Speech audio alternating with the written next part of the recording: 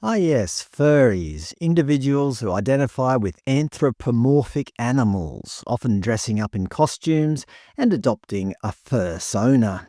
It's not my cup of tea, but to each their own. If it's simply people dressing up, gathering and having fun, then fine, I don't see a problem with that. It's no different from people dressing up for Halloween, medieval reenactments, or anime and cosplay events. However, in recent years, it seems that some individuals are not just dressing up, but genuinely believing or expecting others to believe that they are an animal, a phenomenon sometimes referred to as species dysphoria. Some also express romantic or sexual attraction toward anthropomorphic characters or even real animals. Should we really be encouraging this? If someone with schizophrenia is experiencing delusions, reinforcing those beliefs, confirming something that isn't true, could unintentionally worsen their distress. While emotional support and professional help are vital, simply going along with a person's distorted beliefs is surely not the right approach. To clarify, according to a 2017 Psychology Today article titled, "What's the Deal with Furries?" the vast majority of furries feel fully human and have no desire to become a non-human animal. Notably, the article states vast majority, which implies there is a minority with more complex identity or mental health concerns. Additionally, research published by the National Institutes of Health, NIH, in 2019, titled "The Furry Phenomenon, Characterizing Sexual Orientation, Sexual Motivation, and Erotic Target Identity Inversions in Male Furries," surveyed 334 male furries and found that 84% identified as non-heterosexual, while 99% reported some degree of sexual motivation for being furries. The study concluded, both sexual attraction to anthropomorphic animals and sexual arousal by fantasizing about being anthropomorphic animals were nearly universal.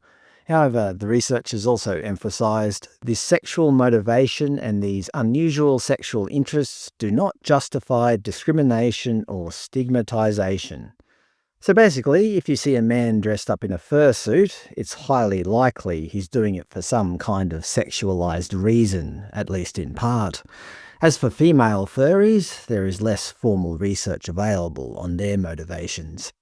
However, you may recall recent news about a female high school teacher in Logan City who reportedly dressed in cat ears, asked to be called Miss Purr, and was alleged to have hissed at students and licked the back of her hands. Pause. The teacher denies the allegations, and after conducting an investigation, the school has stood by her, as has the Queensland Teachers Union.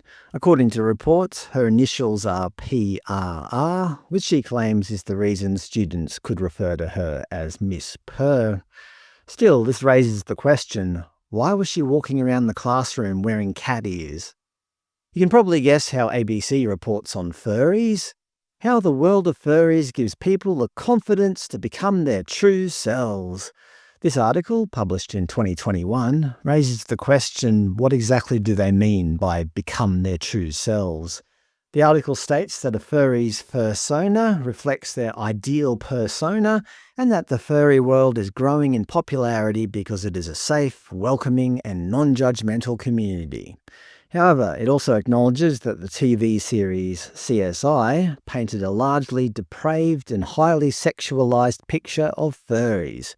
Of course, the ABC found an expert, Dr. Sharon Roberts, who offers a different perspective, highlighting research that suggests the furry community provides a positive environment that benefits its members. The article notes that about 70% of furries identify as LGBT and includes a picture of Dr. Roberts in a furry woke t-shirt. The article further claims that members dressed in characters they believe represent their personality.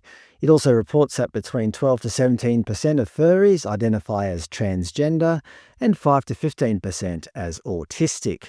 Dr. Roberts remarks, "What's fascinating to me is you have all these collections of marginalized identities and people are thriving."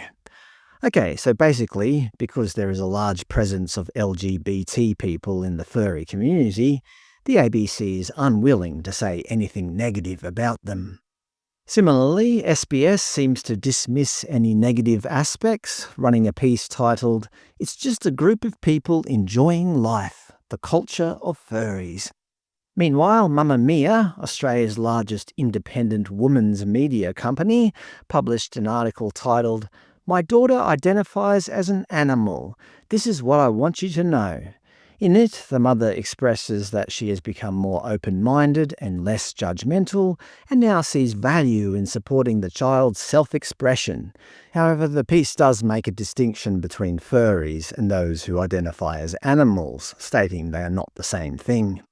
In contrast, other media outlets appear less convinced about the innocence of the furry subculture.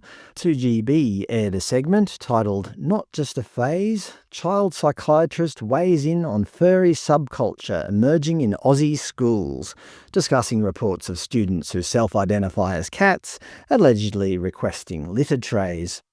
The Courier Mail ran an article headlined, "Private Schoolgirls Identifying as Animals, Woke Madness," while the Sydney Morning Herald published, "No, you can't wear a tail to work and expect to keep your job," where they expressed their dismay that the next cultural battleground is over the right for workers and school students to identify as animals.